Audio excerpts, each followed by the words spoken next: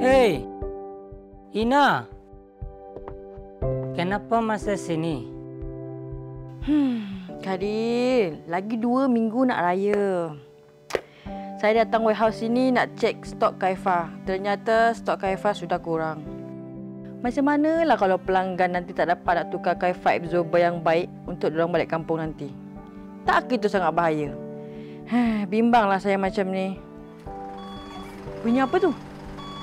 Macam lori masuk je. Jom pergi tengok.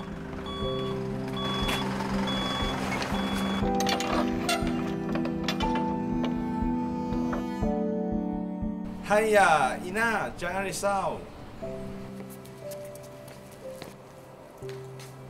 Tengok, bos dengan staff semua masih ada di sini.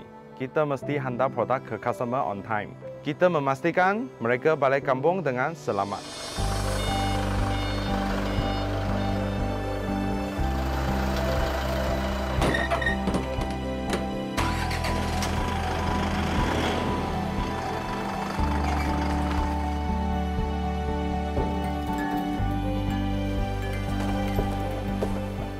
Nah, jom tengok bunga api.